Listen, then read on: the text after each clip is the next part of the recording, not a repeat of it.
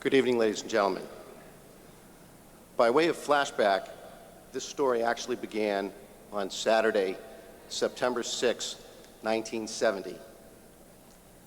Two anxious and apprehensive freshmen were unpacking their gear at Reitman Hall. I happened to notice John Perry because he held a basketball under his arm. Soon thereafter, we had descended the hill down to the Shapiro Athletic Center to play a little one-on-one. Over the next 2 hours, we played full court, half court, winners out, losers out, horse, and 21. You may have already concluded that since I am presenting and he is receiving, John dismantled me each and every time.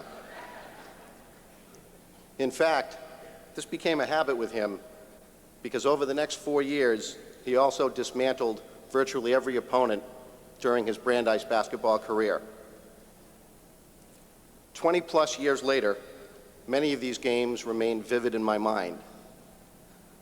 From his 42-point masterpiece against the Boston University freshman, concluding with the career-ending 32-point dagger he stuck into Tufts to lead Brandeis to the New England ECAC Division II title. John's achievements on the basketball court are well documented and extend far beyond the time allotted here.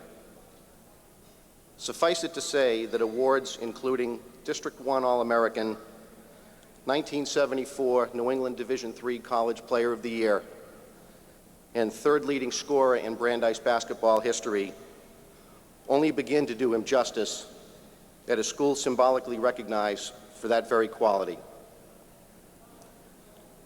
John's achievements off the court are equally impressive. As in basketball, John truly makes those around him better by giving of himself and setting a strong role model of leadership. He is a devoted son, husband, and father, and someone of whom Brandeis University can certainly be proud. It is my distinct honor and privilege to present to you this evening my former roommate, teammate, classmate, and my best friend, John Perry.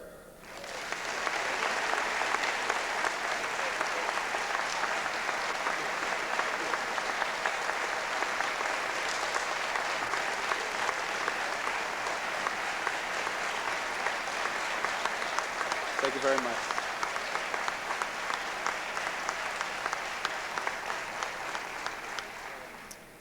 Thank you. Well, it was about 6 months ago that Jeff Cohen called me and I received the news that I was going to be in the Athletic Hall of Fame. Since that time, I've reflected on my 4 memorable years here at Brandeis, and I've given considerable thought to exactly what I would say, hoping that I could somehow express in words how wonderful I feel and how much this award means to me. I'm not sure that is possible. Upon reflection, there are many reasons and many people that come to mind that all in one way or another have contributed and influenced me during my younger years and have contributed to whatever personal success I may have achieved. In addition to having a never-ending desire to play basketball as a young boy, I was very fortunate to have been raised in a city and a family that had already established a very successful basketball tradition. That unique legacy includes my father, Walter Perry, my 2 uncles, Ronnie and Al Perry, my cousin, Ronnie Perry, and coincidentally, my father-in-law, Tony Bonanno, who all have been selected at their various high schools and colleges into the Hall of Fame for basketball excellence.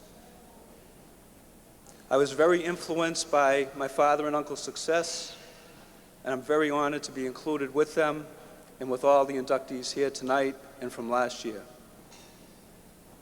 I was very lucky when I arrived at Brandeis that a new coaching staff was in the process of being hired, and there were a number of very good athletes, many of whom were a local talent, that were deciding to choose Brandeis. Included in that group was Michael Fahey, last year's Hall of Fame inductee. I have no doubt that being in the backcourt with possibly the best athlete in Brandeis' history was very good timing on my behalf. Along with Michael and our other teammates, we began to establish a very good basketball team, and a bond developed between the players and the university. It was a very rewarding time for all of us. Without the effort of the team's success, I do not believe this award would be possible. I too would like to thank a few people. First comes to mind is Yubi LeBlanc, a former assistant basketball coach here at Brandeis, who along with Casey Jones recruited me from high school. I'm very grateful in the confidence they had in my ability to play here.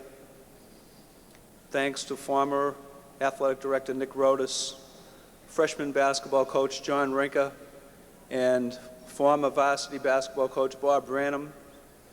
They were all committed to a winning program, and they helped each of us grow as young men. I would like to thank the Hall of Fame committee for making this night possible.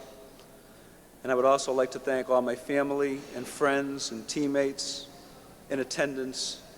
I'm very grateful that you could be here tonight, making this award all the more special for me. These last three people I would like to mention mean the world to me. I love very much. My presenter, the one and only Bill Brulard, who is the greatest friend a person could have.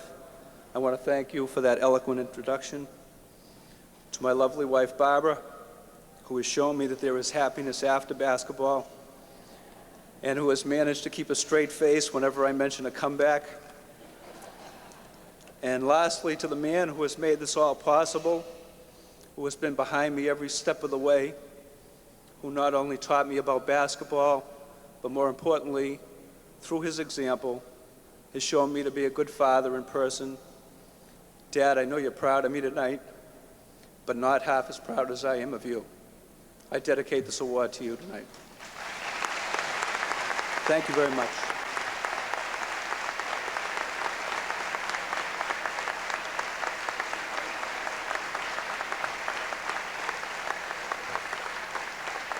Great, John.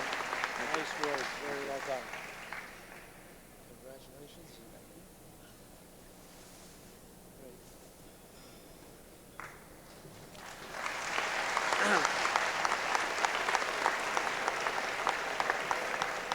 Thank you, John.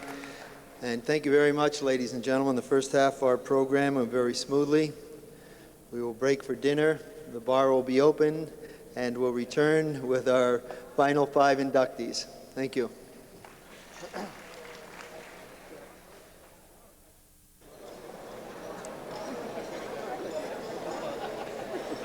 May I please have your attention? We would like to begin with the second half of our program.